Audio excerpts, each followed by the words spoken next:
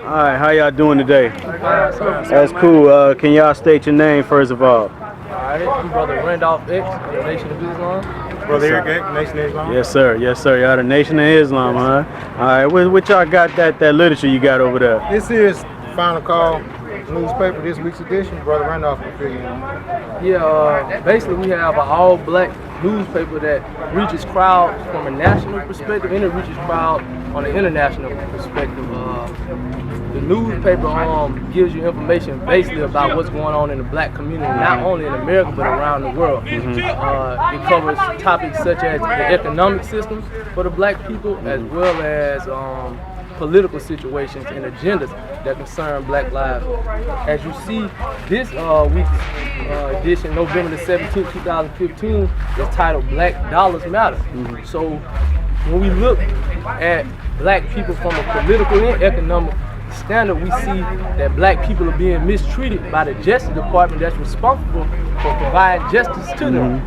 Justice is a law or a principle that distinguishes right from wrong. So if we can't get the Justice Department to give us that which is right when they do us wrong, then we have to form our own justice system. So rather than taking justice in our own hand and becoming violent with those who have the power, we have taken justice in our own hand and decided to have what we call an economic withdrawal. So we're promoting a black boycott for November the 27th all the way to December the 1st, boycotting Black Friday and boycotting Christmas. Why are we doing it? Because the same individuals and entities like Macy's, when we look at Lowe's hardware store, all these people are tied in with the politicians. The president of Macy's, the president of Lowe's, they have to go and conduct what you call a lobby. They get Jewish lobbies, they have black lobby, white lobby, whatever the lobby may be. They go in as lobbyists and they persuade the congressman to pass certain laws and agendas that are beneficial towards their company, toward their tax bracket. What does that have to do with us? Well, if this company, Lowe's, who we take our black dollar to, can persuade the politicians to pass certain laws, certainly if we give you our black dollar, you can pass a law to benefit us when we're being killed on a daily basis by the police. So as long as there's no justice being given to us in the streets, then a simple scenario would be if I came and killed your relative, your brother, your cousin, would you come and spend money with me? No, sir. If I was selling drugs, if I was selling cars, whatever I was selling, would you come spend your money with me after I killed one of your relatives, after I wronged them and nothing was done to me to punish me for that wrong? No, you wouldn't come spend none of your money with me.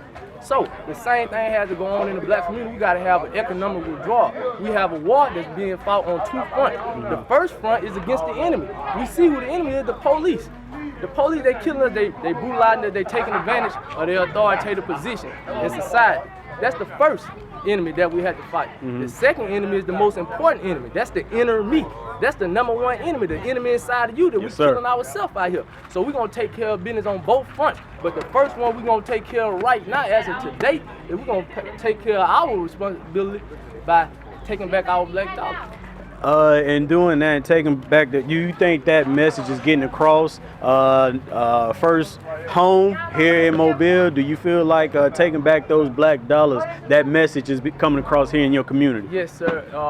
When we look at the mindset of the people in Mobile, and not only in Mobile but around the country, the black population is becoming more and more aware of what's going on. They're becoming more conscious, as the street calls it, of what's going on in the black condition.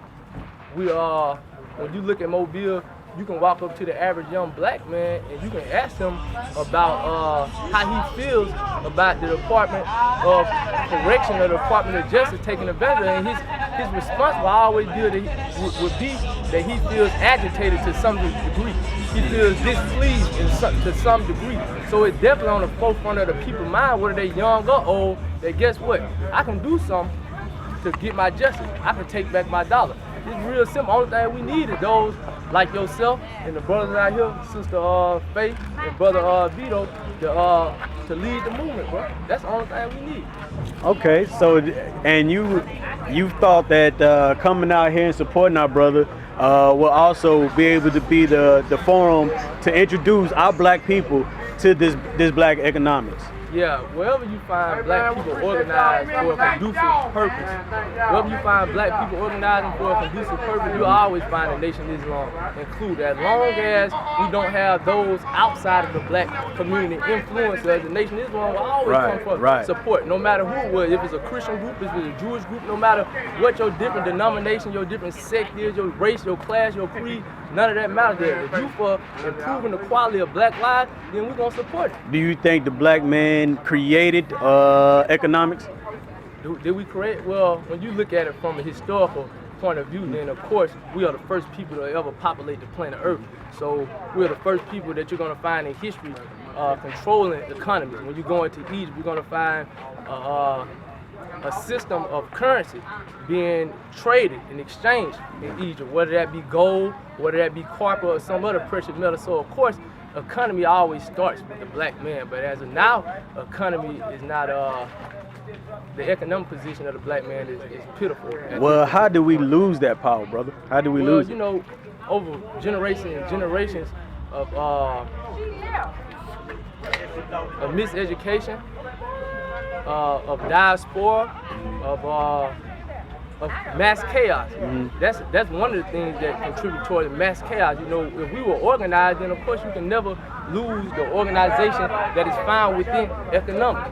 But since we have been disorganized and we have been chaotic by slavery, by being kidnapped out of your country, brought over here being reduced to less than a man, 3/5 of a man, and then being told that you have no rights as a human being, period. You know, those type of things play on the mindset and on the subconscious mind. And when you told that you are nothing over and over and over again, and you constantly see yourself doing nothing and producing nothing over and over and over again, then of course, you know, for long you just go well, on. this is 2015, brother. I mean, there are no more slaves on by the ankles or by the hands.